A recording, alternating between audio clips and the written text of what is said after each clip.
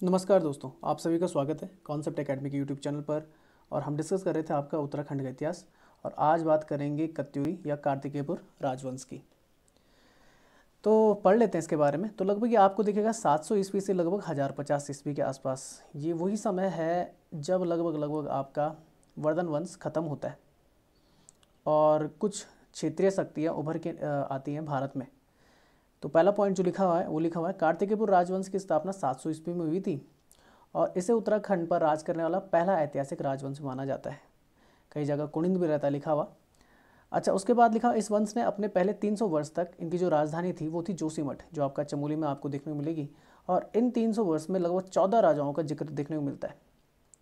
बात करें बाद की राजधानी की, तो जोशीमठ के बाद जो इनकी राजधानी थी वो थी बैजनाथ बागेश्वर, कत्यूरी घाटी के नाम से जिसे जाना जाता था, या कार्तिकेयपुर नाम से जाना जाता है। ये आपने याद रखना, बागेश्वर का प्राचीन नाम क्या था? कार्तिकेयपुर ही था। अच्छा, लिखा हुआ है, अभिलेखों के अनुसार कार्तिकेयपुर राजवंश के संस्थापक कौन थे? बसंत देव थे। तो अभिलेखों में तो बसंत देव देखने को मिलता है, पर जनश्रुति के हिसाब से देखने को मिलता है कि संस्थापक वासुदेव को माना जाता है। और कुछ इतिहासकार बोलते हैं कि बसंत देव और कोई नहीं, वासुदेव ही है। तो ये एक ही नाम हो सकता है, बसंत देव, वासुदेव। तो ये आपने याद रखना है।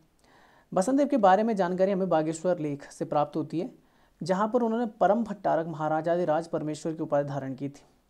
परम भट्टारक महाराजाधिराज परमेश्वर की ये जो उपाधि है आपको वर्धन वंश में देखने को मिलती है। जो हर्षवर्धन के पिता रहते हैं, प्रभाकर वर्धन, उन्होंने भी यही उपाधि धारण की थी।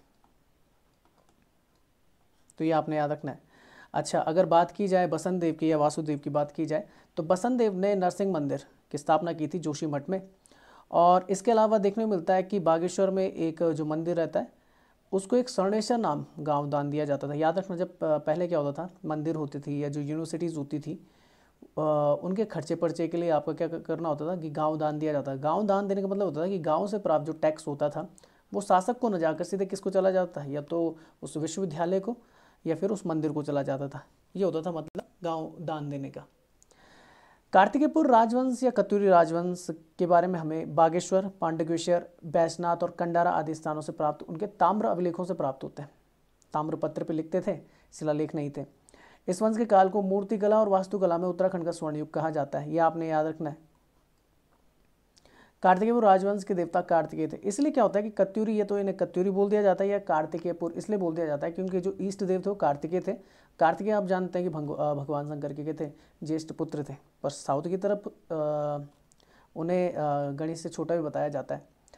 अच्छा, इतिहासकार लक्ष्मी दत्त जोशी के अनुसार कार्तिकेयपुर राजवंश के जो शासक थे वो मूल रूप से अयोध्या से आए थे। और बद्रीदत्त पांडे बताते हैं कि कार्तिकेयपुर राजवंश के जो शासक थे वो सूर्यवंशी थे। आगे चलो तो इस वंश की वंशावली के अंदर भी अलग अलग वंश देखने को मिलते हैं। और जो शासक थे उन्होंने अपने नाम से क्या किए थे, अलग अलग वंश बनाए थे। तो ये कुछ आते हैं, जैसे बसंत देव का था एक खरपर थे, वो खरपर देव वंश के आते हैं। कल्याण राज आते हैं, ये भी खरपर देव वंश के। त्रिभुवन राज आते हैं, खरपर देव वंश के। निम्बर देव आते हैं, निम्बर वंश। उसके बाद ईष्टगण आते हैं, प्रमुख शासक हैं निम्बर वंश के। ललित सूरदेव महान प्रतापी शासक है, निम्बर वंश से आते हैं। भूदेव निम्बर वंश, इक्षर देव सलूडादित्य वंश, दैशत देव सलूडादित्य वंश, पदम देव सलूडादित्य वंश, सुमिक्षा राज देव, ये भी सलूडादित्य वंश। और फिर आते हैं धाम देव। खरपर देव वंश की सबसे पहले बात करते हैं, तो इनके प्रथम शासक थे खरपर देव। और इनके बारे में जो जानकारी मिलती है वो बागेश्वर लेख से देखने को मिलती है। कहा जाता है कि खरपर देव जो थे वो कन्नौज के शासक यशोवर्मन के समकालीन माने जाते हैं। उस समय शायद से यहाँ पर देखने को मिलता है कन्नौज की तरफ मौखरी वंश का शासन था उस टाइम पर अगर देखा जाए। और बाद में जाके वहाँ पर जो शासन आता है वो वर्धन वंश का आता है, जब हर्षवर्धन थानेश्वर से अपनी राजधानी कन्नौज शिफ्ट करते हैं। कन्नौज में बता देता हूँ यूपी में आपका। कन्नौज के लिए त्रिदलीय संघर्ष हुआ है 3 साम्राज्यों के बीच में 800 से लगभग 900 ईस्वी के आसपास। वो थे आपके कौन? गुर्जर प्रतिहार वंश था, एक था आपका पाल वंश और एक था आपका राष्ट्रकूट। अच्छा, इनके बेटे का नाम था कल्याण राज। और बागेश्वर लेख में बताया गया कि आखिरी शासक कौन था? त्रिभुवन राज था। निम्बर वंश की अगर बात करें तो प्रथम शासक निम्बर देव है। इनके बारे में जो जानकारी मिलती है, या इस वंश के बारे में जो जानकारी मिलती है, पांडुकेश्वर जोशीमठ से मेरे ताम्रपत्रों से मिलती है। कहा जाता है कि निम्बर देव जो थे वो शैव धर्म को मानते थे और इन्हें शत्रुहंता भी कहा गया है। जैसे एक चीज़ आप पढ़ते हैं पितृहंता, तो पितृहंता कहा जाता है हर्यक वंश के शासकों को। हर्यक वंश जो आपका देखने को मिलता है, जब महाजनपद 16 महाजनपदों की स्थापना होती है तो पहला जो वंश आता है हर्यक वंश रहता है, जिसके आपके संस्थापक रहते हैं कौन? बिंबिसार। तो उनकी हत्या उनका पुत्र अजातशत्रु कर देता है। अजातशत्रु की हत्या उनका बेटा उदयन कर देता है। तो पितृहंता कहा जाता है हर्यक वंश के शासकों को। उसी तरीके से आपने याद रखना है कि शत्रुहंता, शत्रुओं का नाश करने वाले जो थे वो निम्बर वंश के शासकों को कहा जाता है, जो शैव धर्मी थे। राजा निम्बरदेव के बाद उनके जो बेटा रहता है इष्टगण राजा बनता है, और वो शासक थे इष्टगण जो समस्त उत्तराखंड को एक सूत्र में बांधने का प्रयास करते हैं। इसके बाद देखा जाता है कि इष्टगण ने जागेश्वर में नवदुर्गा, महिषमर्दिनी, लकुलिश, नटराज मंदिर इनका निर्माण करवाया था। इनके बाद उनका बेटा आता है इष्टगण का, तो वो आता है ललित सूरदेव, और ये सबसे प्रतापी शासक माना जाता है उस टाइम का। और सबसे ज़्यादा जो ताम्रपत्र प्राप्त होते हैं वो ललित सूरदेव के ही प्राप्त होते हैं। याद रखना, जिस शासक के सबसे ज़्यादा शिलालेख, ताम्रपत्र लेख, जिसके बारे में जितना ज़्यादा एविडेंसेस मिलेंगे, वही शासक सबसे महान माना जाता है पुराने ज़माने में। अच्छा, इनकी दो पत्नियां थी जिनका नाम था लच्छा देवी, लय भी बोला था, और एक समादेवी थी। तो समादेवी ने बैजनाथ में नारायण मंदिर का निर्माण करवाया था, ये आप याद रखना।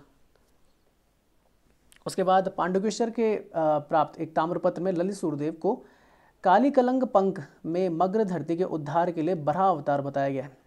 वराह अवतार आप जानते हैं भगवान विष्णु का तीसरा अवतार है। ललित सूरदेव के बाद उनके पुत्र भूदेव राजा बनते हैं, और उन्होंने बैजनाथ मंदिर का निर्माण करवाया था। यहाँ पे आप देख सकते हैं ये बैजनाथ मंदिर। राजा भूदेव बौद्ध धर्म के कट्टर विरोधी थे, इसलिए इन्हें बुद्ध श्रमण शत्रु के नाम से भी जाना जाता है, या इन्हें उपाधि धारण की थी। अब आता है सलोड़ादित्य वंश। इसके शासक थे आपके इक्षरदेव।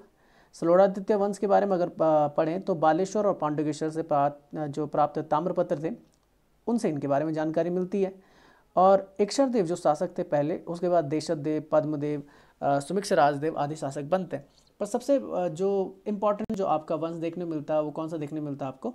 निम्बर वंश ही देखने मिलता है। और खासकर इनके नाम जरूर याद रखना, जैसे ईस्टगण का नाम, निम्बर देव का याद तो चलो उनके नाम पे तो वो आप याद कर ही लोगे, पर ईस्टगण हो गया और ललित सूरदेव इनका जरूर नाम याद रखना। इनकी पत्नी समादेवी का नाम भी याद रखना। और उसके बाद उनका बेटा भूदेव जिसने बैजनाथ मंदिर बनवाया था। आगे चलते हैं, अब आते हैं शंकराचार्य। उसी टाइम पे आपका उत्तराखंड आगमन पे आते हैं, क्योंकि उत्तर भारत की तरफ उस समय जो हिंदू धर्म था वो इतना ज़्यादा पावरफुल नहीं रह गया था जितना उस समय पीक पे थे आपके बौद्ध और जैन धर्म। तो फिर से बोल सकते हैं हिंदू धर्म का पुनर्स्थापना के लिए शंकराचार्य क्या करते हैं, संपूर्ण भारतवर्ष में यात्रा करते हैं। तो शंकराचार्य भी यहाँ आए थे। तो लिखा हुआ है शंकराचार्य जब उत्तराखंड आए तब यहाँ पर कार्तिकेयपुर राजवंश या कत्यूरी राजवंश का शासन चल रहा था, और उस समय जो शासक थे वो कौन थे? आपके ईशगण शासन कर रहे थे, जो निम्बर वंश से संबंधित हैं। शंकराचार्य भारत के महान दार्शनिक और धर्म प्रवर्तक रहे, और उन्होंने हिंदू धर्म की पुनः स्थापना के लिए महत्वपूर्ण भूमिकाएं निभाई हैं। 4 मठ जानते हैं आप, उन्होंने 4 दिशाओं में स्थापित किए थे। पहला था आपका ज्योतिर्मठ, जो आपका उत्तराखंड में देखने को मिलेगा, बद्रीनाथ में। द्वारका मठ है आपका, ये आपका गुजरात में देखने को मिलेगा। श्रृंगेरी मठ है आपका, श्रृंगेरी सर्वपीठम मठ है, ये आपको कर्नाटक की तरफ देखने को मिलेगा, ठीक है ना। और गोवर्धनपुरी मठ है आपका, उड़ीसा में देखने को मिलेगा। 820 ईस्वी में इन्होंने अपना शरीर त्याग कहाँ किया था? केदारनाथ में कर लिया था। ये आपने याद रखना है शंकराचार्य के बारे में। तो इस लेक्चर को यहीं तक रखते हैं। जय हिंद, जय भारत।